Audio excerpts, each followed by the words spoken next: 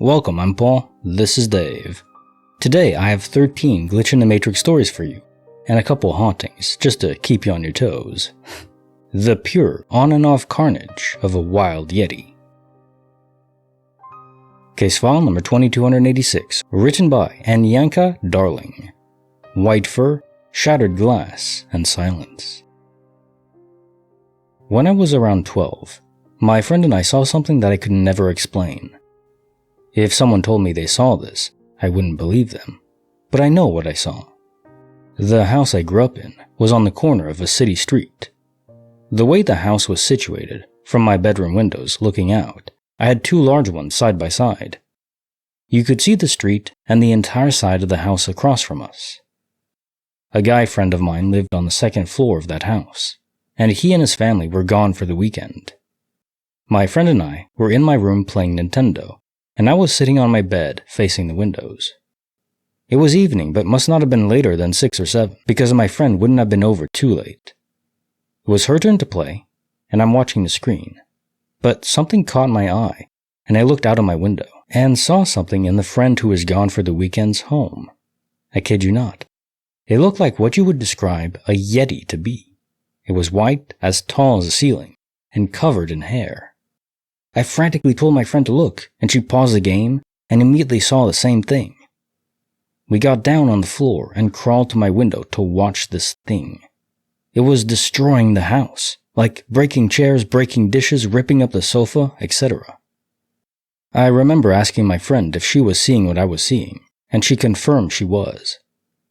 We watched this thing for a few minutes, and then kinda started diverting our attention to each other in like a oh my god what the frick way, and when we eventually looked back, it was gone. We both kind of seemed to instinctively know that this was something that should stay between us. It wasn't discussed, but the vibe was there. In order to get home, she would have to walk past that house, so she had her dad pick her up instead. I tried my best to sleep, but kept waking up and looking out to see if I saw it again, but thankfully I didn't. The next day, I was sitting outside my house waiting for the friend who lived in the house to come home. I felt like I needed to be there when they eventually came running out of their destroyed home, so that I could explain what we saw the night before. They pulled up sometime in the afternoon, and I hid behind my door in some kind of fear. Like I knew this was going to be bad, and I was scared to be part of it. I watched him go inside and I wait, and nothing. Eventually, the friend and his dad come out to get the luggage from the car, and look as nonchalant as you can be. At this point, I am confused. The house was destroyed. We saw it happen. I go across the street to my friend and he greets me. I'm kinda like, what's up? Everything is cool? And he starts talking to me about something and it hits me that the house is fine. Everything was as they left it. At this point, I'm so confused because I know what I saw, and I have a witness. Later on, the friend and I who witnessed this event and I talk, and neither of us can understand what the frick happened. But life kinda just moves on. It wasn't until I was an adult and read about so-called glitches in the Matrix that I started to think that might be an explanation for what I saw. Some poor prehistoric creature got whirled into the house, freaked the hell out, and then glitched back, returning everything to its normal state. I mean, yeah, it sounds freaking crazy, but I racked my brain for decades trying to come up with something more based in reality, and I just can't land on anything. I've only told 2 people what we saw that night, my mom and my husband.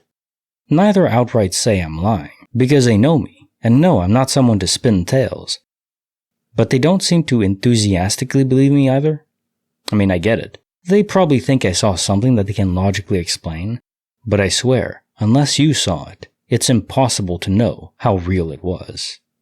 Well, it could have been a multiverse transportation event where, in a different, very distant universe, very different from ours, there's Yetis in this area. Case file number 2287, written by Brass Ninja, The Silent Lights That Knew We Watched. One late 4th of July evening, many years ago, my ex and I were sitting on our porch watching the random mortars fired off by people in the neighborhood. As things started to settle down, we noticed a large V formation of soft pastel lights, silently hovering above the trees, moving towards us. This was right about when drones were becoming more popular for things like light shows, so we immediately assumed it was drones with lights doing a choreographed thing. But it was weird because of how silent it was. It was almost like the thing itself was absorbing sound and creating a wake of uncomfortable silence. It slowly passed over us and we started to follow it, because we realized something was off and it wasn't drones. Then it suddenly swung around and started heading directly towards us. It wasn't even angled down as if coming in for a crash landing. I can't properly explain the feeling that suddenly came over me, but I felt like it knows we're watching it and it's coming for us. I have never experienced that sensation ever before or since. We actually, for real, screamed out loud and ran back into our apartment. Looked like absolute nutjobs, I'm sure. I immediately began searching online for any possible explanation. I discovered that there was an air dog show happening and breathed a sigh of relief, because I thought that meant like real aircrafts. Nope, it was a dog show, so that wasn't it. To this day, I have zero explanation for what we saw. I don't think I could ever share the story had I experienced it alone, but having another witness back me up made a world of difference. It really does. It's true, no doubt, that some people do hallucinate things, but if you have a witness, well, the odds of hallucinating the same thing are astronomically low. Case file number 2288, written by Warpcore Nomad. Lost and Laundered. Earlier today, before my shower, I tossed the first half of my laundry into the washer and started the load. After I got out, added the second half, including the clothes I had just taken off, and started a new load. I always triple check that the hamper under my laundry chute is empty before running the washer, and it was empty when I started the second load. Later, when I went to grab everything, the clothes I had been wearing before my shower were somehow back in the laundry basket under my laundry chute. I even told my sister about it while we were on the phone because it was so bizarre. It was really unsettling, so I double-checked the basket just to make sure I wasn't losing my mind. They were definitely the clothes I was wearing before my shower. I ended up just dismissing it and went about my day. I just remembered what happened earlier and went downstairs to look at the basket again. Guess what? The clothes are gone. I came back upstairs and they're sitting in my other basket, clean and ready to be folded. I even smelled them and they were definitely washed. Have I been phasing in and out of other realities all day? Case file number 2289, written by Legit Pasha. A Combi erased from the asphalt. This morning, while driving through a town in the dark, I had an experience that I can't explain. I was on a two-way road with parked cars along the sides when I saw a gray Combi with LED headlights making a sharp U-turn from the opposite lane directly into mine. It was about 5 or 10 meters in front of me, so I instinctively braked to avoid it. Then I blinked and the car was just gone. No sign of it finishing the turn, no movement into a side street, nothing in my mirrors. It was like it never existed. What makes it even stranger is that a car was coming in the opposite lane, and they didn't react at all, as if there was never a car making a U-turn in front of me. I also had a car behind me, but it was far enough back that my brief braking didn't affect them. I wasn't tired and I drive this route almost every day. The streetlights here are old yellow bulbs, and I checked around for reflections, but nothing explains what I saw. The two cars around me had halogen headlights, so it couldn't be them.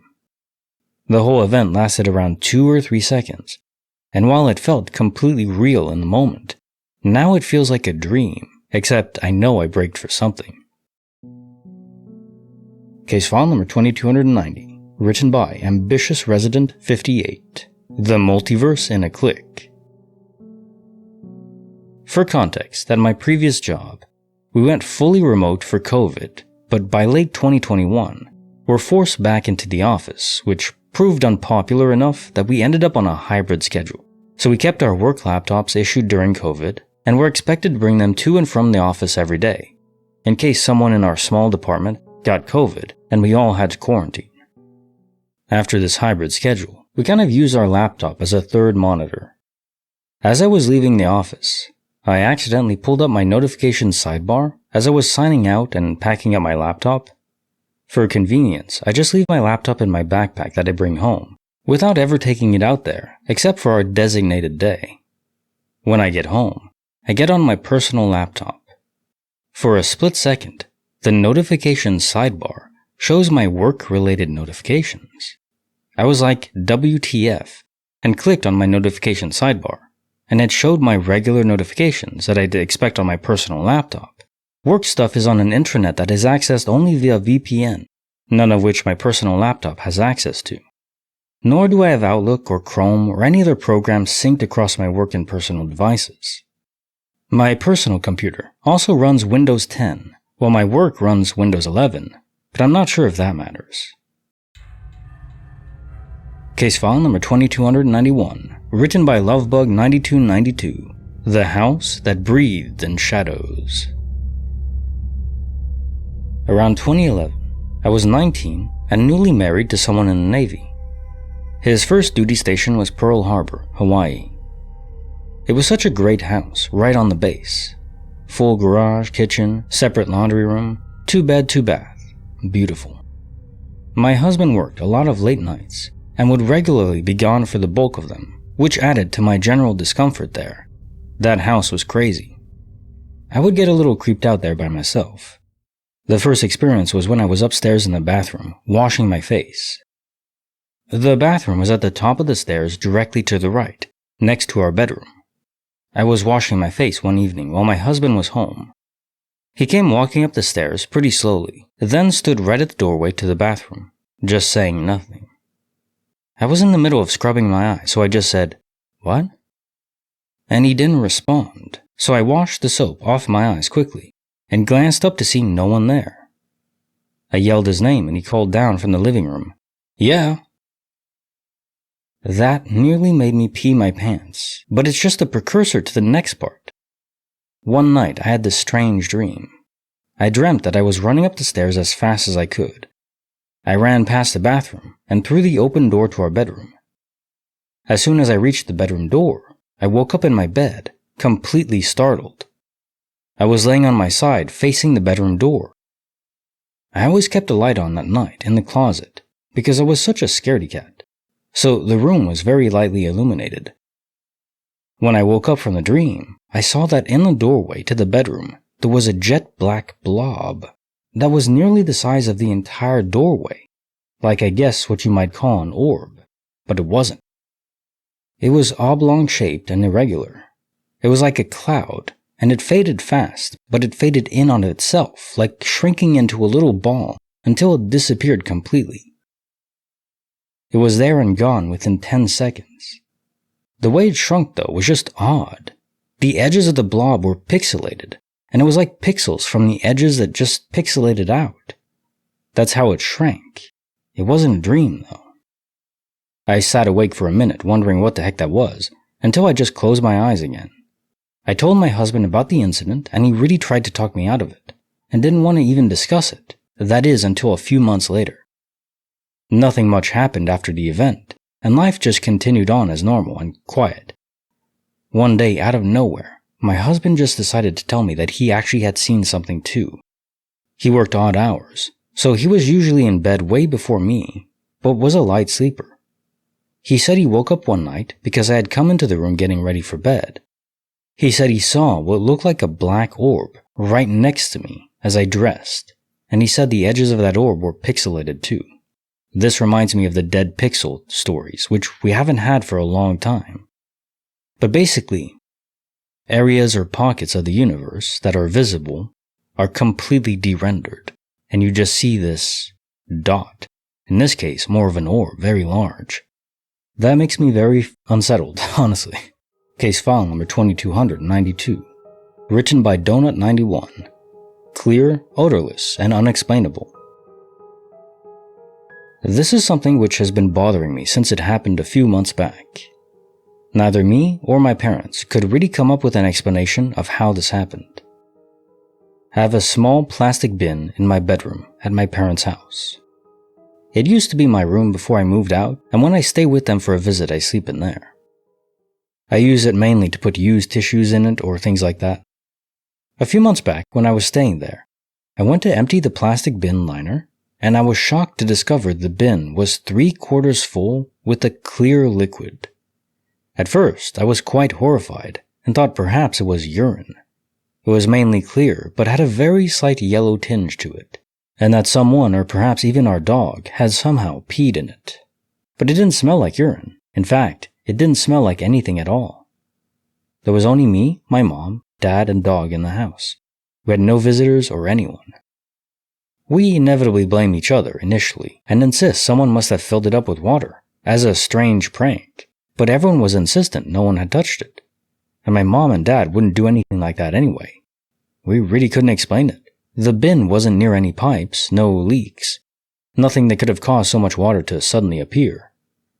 This made me really uneasy, and we've been scratching our heads about it since. Just don't drink it.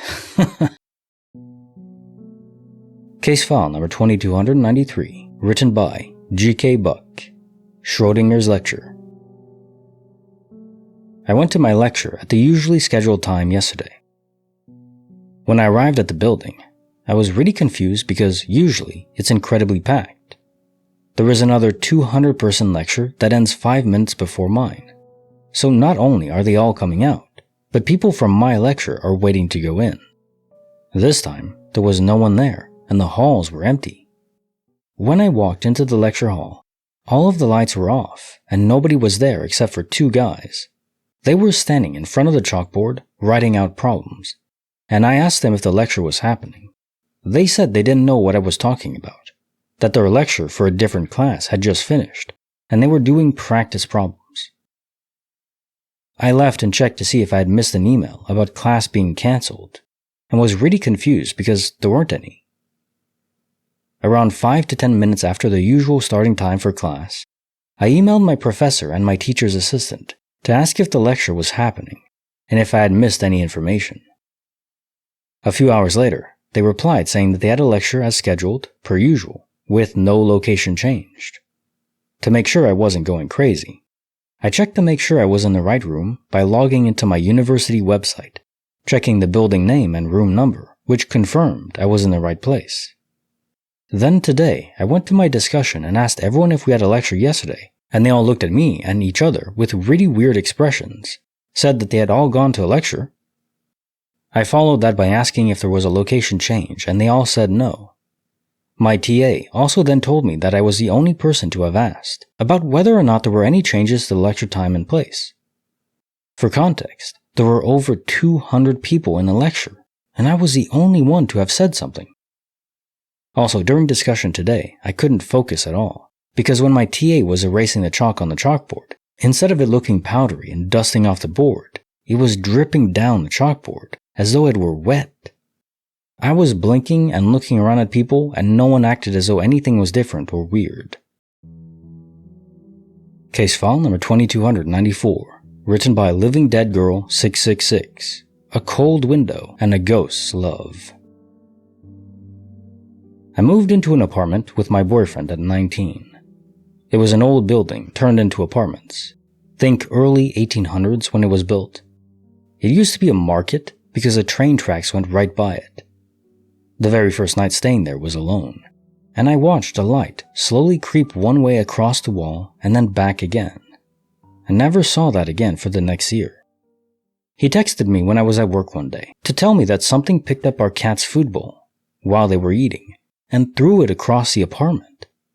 We heard footsteps on the roof at all hours of the night, which shouldn't have happened because we were on the very top floor, and I hated our bedroom closet.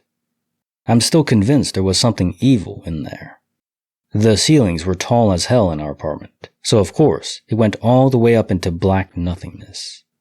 I had an old prom dress in one of those Dilliard bags that you get for nice dresses in there. I was home alone, chilling in bed with one of my cats when we heard the bag start rustling.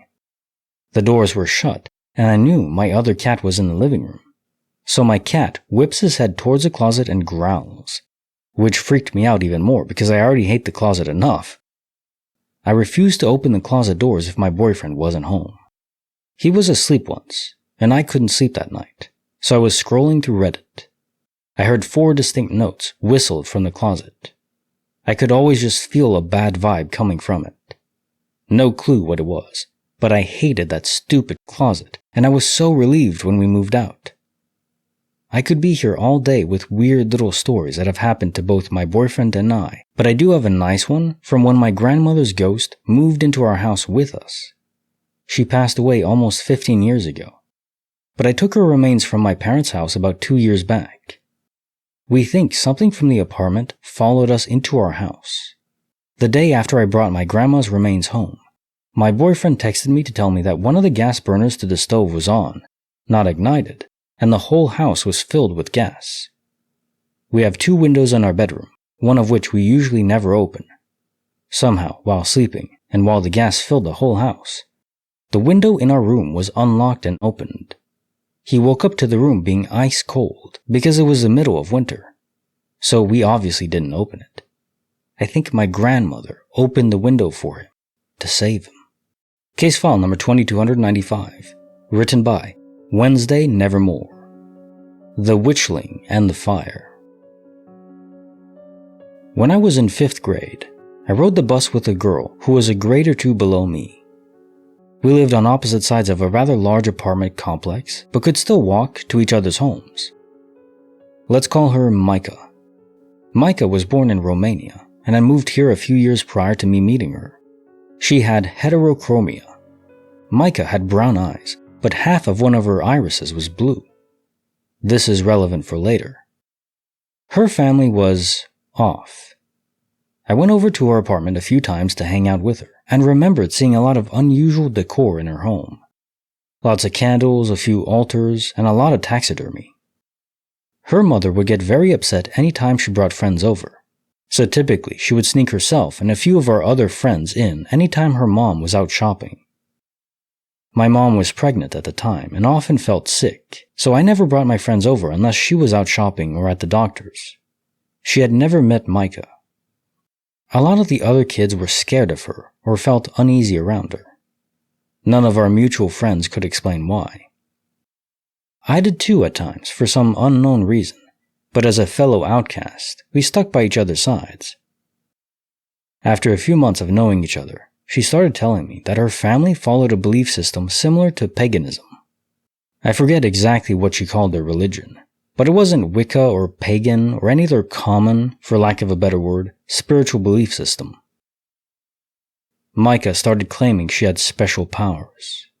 I immediately called the bull and told her to prove it.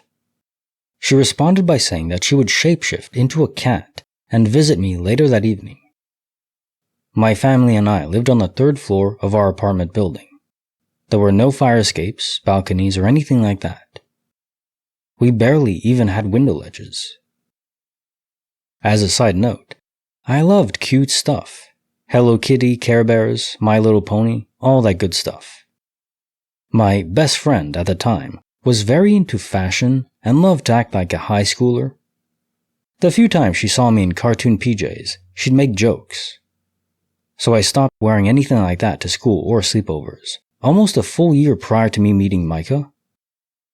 I went to bed at my normal bedtime of 9:30 wearing some Care Bear pajamas that my mom had bought me a week prior. Nobody had seen me in them aside from my parents. Around 3 a.m. that night, I woke up to hear scratching at my window. I jumped out of my bed, looked out my window, and saw a black cat staring directly at me. The cat was sitting on the very thin window ledge and raised its paws at me as if it was waving at me. Freaked out, I told myself it was a dream and went back to sleep.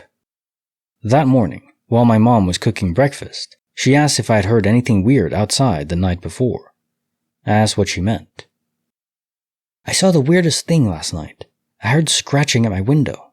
I got up to see what it was and I saw a black cat on the window ledge. It looked like it was trying to open my window. I sat there in silence, unsure of what to say. My mom continued. I was afraid it was going to fall, so I brought it inside, carried it downstairs and put it outside. You should have seen its eyes. It had one eye that was half blue. I've never seen a cat like that before. I felt so sick that I couldn't speak or finish my breakfast. Not wanting to approach Micah after all this, I stood off to the side, away from all the other kids, until she walked up to me. "Hey, Gloomy Bear, why didn't you let me in last night?" I was stunned. I could have died. At least your mom was nice enough to take me downstairs. I stopped hanging around her as much after that. Our building caught on fire a few weeks after all this happened, and we ended up moving a few towns away. I haven't seen or heard from her since. To this day, my mom still remembers the cat. She'll mention it in passing every few years, and make comments about how weird it was that a cat could have gotten up on that ledge. For the last 20 years, I've been racking my brain looking for an explanation. If anyone has one, I'd love to hear it. Well, more of a hypothesis, but I don't think she could actually shapeshift. I think she was able to insert herself into the minds of other people when they're sleeping. So your mom was sleeping, you were sleeping, and you both saw the cat in dream state. Shapeshifting, as far as I understand it, would violate many laws of physics because of conservation of energy and mass. But I won't get into that, just to say, the most logical explanation to me is just dream interfacing. But I think that's so cool, and I would want to hang out with her more, not less. Case file number 2296, written by Vanessa Cardui, 93. The Monkey's Warning. I grew up in a house in the UK, built in the early 1800s. The original deed to the house was written on parchment and ink, which my parents still have. It went through pockets of very bad vibes, footsteps with no source, seeing things in reflections out of the corner of your eye, sensing something in the room with you when nobody was around. My grandma lived with us and had some rooms on the ground floor. I was in the house on my own, sat in her living room waiting for her to come home so we could go to the shops. This room is directly off from the front hallway when you walk into the house, and we had this old glass-paned front door that creaked and made a very particular noise when it opened, as it scraped along the carpet. So as I'm sitting there waiting, I hear the front door push open, and I hear footsteps along the hallway right up to the living room. The door to the room is open, so I turn my head expecting to see my nan walk into the room, and then I hear footsteps walk into the room, past where I'm sitting on the couch, and stop on the opposite side of the room. I'm sat speechless. My nan had these little brass ornaments on her TV stand, 3 little monkeys doing the signs for hear no evil, see no evil, speak no evil. She always kept them around since she was a child to bring her luck and safety. And one by one, the little ornaments fell off the TV stand with little plops as they hit the carpet. They didn't fall all at once. It was slowly and deliberately, like someone was knocking them down in turn. I was totally frozen, but when the last ornament hit the floor, I bolted out of the door and outside to wait for my nan on the front step. I wouldn't call myself a believer in the paranormal. I think there is usually a logical explanation, but I know all of my family had weird experiences in that house that can't be explained. Case file number 2297, written by Toshpoint No. George Knows All. About 10 years ago, while I was still living with my parents, they were in the process of having a new home constructed. We were living in a mobile home prior to this on a bit of land our neighbor owned that used to have a mobile home parked there, so there was already electric, water, and sewer connections. Now, when building a new home, there's all kinds of permits and inspections that need done. One of them was the old septic system, and it was apparent it wasn't up to modern standards and needed to be replaced. My dad ordered a new septic tank, and would be calling said distant neighbor in a couple days to have the hole dug, as he owned a bunch of construction equipment. I'll call him George. The next day, my dad drives out to the job site and starts doing some work. He did a lot himself, but had some things done by contractors. Next thing he knows, here comes George up the driveway in a backhoe. My dad's jaw drops. To this very day, he can't figure out how in the hell he knew this. He didn't mention the septic tank to anyone who knew George. Even if he did, he had not yet called anyone to come out to dig the hole yet. Nor had he told anyone a hole needed to be dug at all, or one had to be ordered. The company he ordered it from was a couple hours away and would have no workers that knew George. The tank was not there yet, So it's not like George drove by and saw it and assumed he needed a hold dog. No one who came out and did any looking at the old septic system would have known George, and even if they did, they wouldn't have been told that a new one had been ordered yet. It takes a lot of fuel to run heavy construction equipment, and George lived a little over a mile from us, so it's not like he would have driven a backhoe to the construction site for craps and giggles. The only logical explanation my father and I could figure out is since this was back around '01, and the cordless phone would have been analog, I know it was for sure because I used to take it and walk while talking to someone, to see how far I could walk before it cuts out and hear static, is somehow George picked up the phone call. It's quite possible as the site of the temporary parking of the mobile home was a half-mile closer to George, and George was a very avid ham and CB guy, and he also owned a very tall and large antenna. George also refused to reveal how he knew the hole needed to be dug, but he was a very kind person, and refused payment from my dad for digging the hole. Neighbors always helped each other out without taking money. Very nice. The weirdest thing is that he wouldn't reveal how he knew. That is a bit unsettling. Case file number 2298, written by New T Babe. The Voice Beneath the Melody. In college, my friend and I were listening to Red Hot Chili Peppers, By the Way, on an iPod docking station in my apartment. I had listened to this exact song on my iPod many times, through the docking station and other methods. We're sitting on the couch late at night, and talking about whether or not we should try to go to the deli when it opens at 3 a.m. for a late night dinner. Absolutely. We had somewhat decided to finish the current playlist and then slowly walk to the deli, so we were quiet at this point. All of a sudden, we both heard a distorted voice talking through the music. I froze, she froze, and then almost in unison, we turned to each other and whispered, "Are you hearing that?" We turned the music off and immediately left the apartment as the vibes got really oppressive and weird.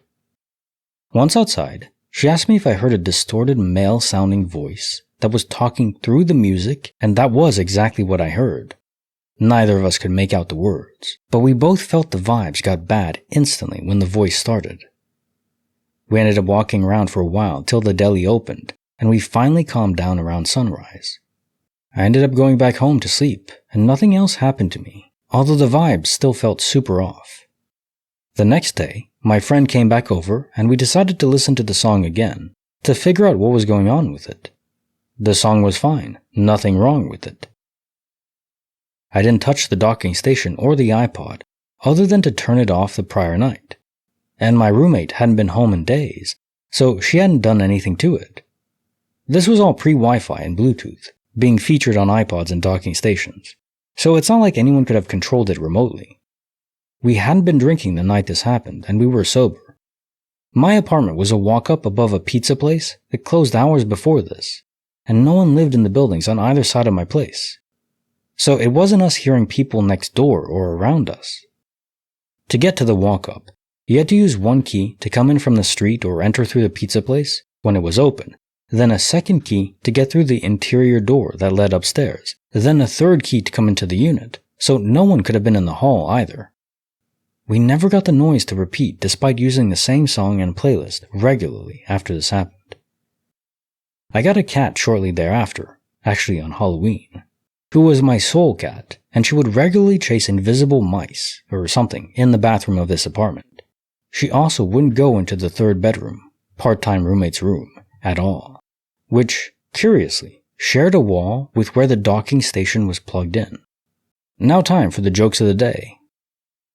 A married man approaches a stunning woman in the supermarket and says, "I've lost my wife in the aisles. Do you mind if we talk for a while?" She asks him, "Wouldn't it be better to look for her than to talk to me?" "It won't be necessary. Every time I talk to a beautiful woman, my wife appears out of nowhere." It's like a homing device. It's an alert. My wife suggested that we recreate our first date. So we went separately to the bar. I walked up to her and said, "Can I buy you a drink?" She said, "Hell no, I'm not falling for that trick again." It's a unique way to divorce. I'm still angry at my parents for not buying me expensive rollerblades. Cheapskates. Gotta love a good pun. Two guys bump carts in a supermarket aisle. First guy says, "Sorry, I'm a bit distracted. I'm looking for my wife." Second guy says, "I'm looking for my wife too. What does your wife look like?" "She's a stunning, beautiful, tall, big-boobed blonde, wearing a tiny crop top and very short miniskirt. What does your wife look like?" "Never mind, let's go find yours." He's upgrading. What do you call a person who hates homeless people? Hobophobic. Like the video, subscribe, hit the bell. Kinetic Symphony signing off.